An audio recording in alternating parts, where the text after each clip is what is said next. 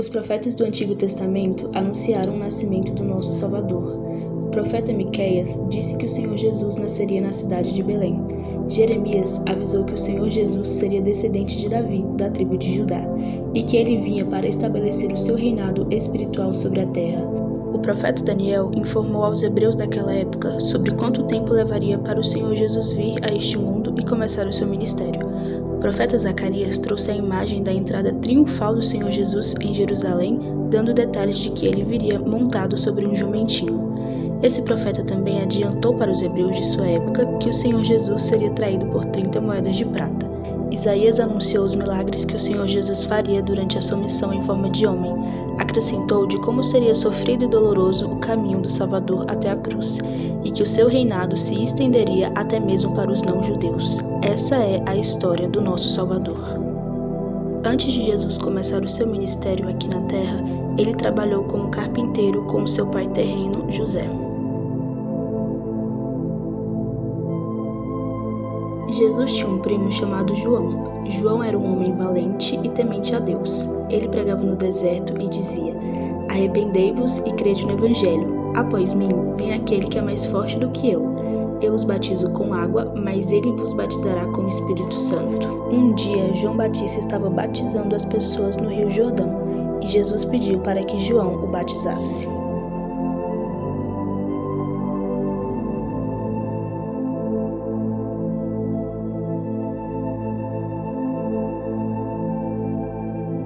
Para se cumprir a promessa do profeta Zacarias, Jesus entrou em Jerusalém montado em um jumentinho.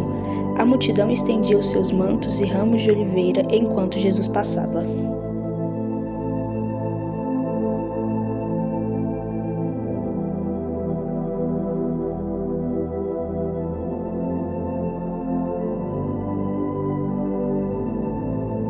Os principais sacerdotes e anciãos se reuniram para tramar a morte de Jesus.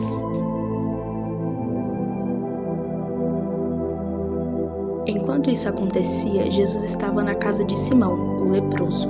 Uma mulher se aproximou dele e o ungiu com um bálsamo precioso. Ele sabia que estava sendo preparado para a sua morte.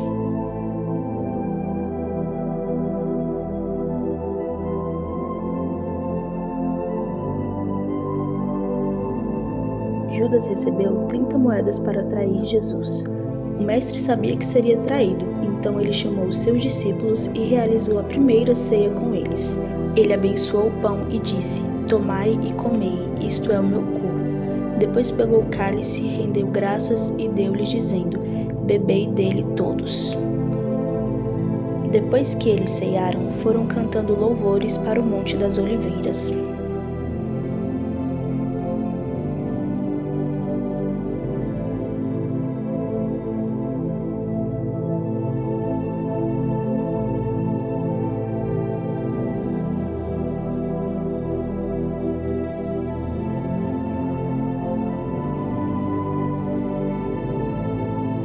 Jesus chamou 3 discípulos para irem um pouco mais distante com ele, pedindo que ficassem e vigiassem com ele.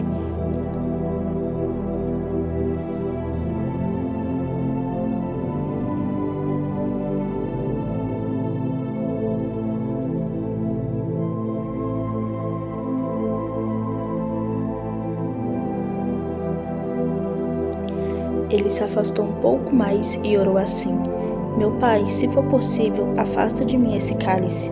Todavia, não seja como eu quero, mas como tu quiseres."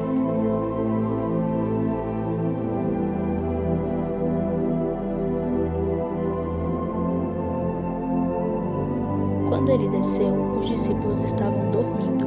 Por 3 vezes isso aconteceu. Enquanto ele falava com os discípulos, Judas chegou e deu um beijo em Jesus, o entregando assim para a morte.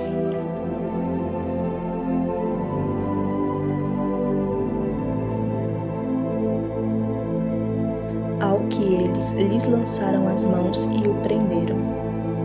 Depois disso, Jesus apanhou muito. Machucaram ele e depois o obrigaram a carregar uma cruz pesada. Crucificaram ele, deram vinagre para beber. Ele sofreu muito.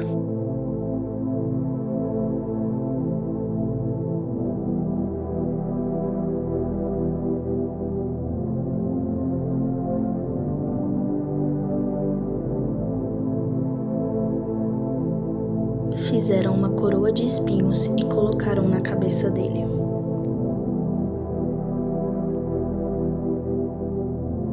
Houve trevas sobre a terra e Jesus bradou: Deus meu, por que me desamparastes? E entregou o seu espírito. 3 dias de silêncio, o rei Jesus havia morrido. De repente, um vento impetuoso e veemente invadiu o túmulo.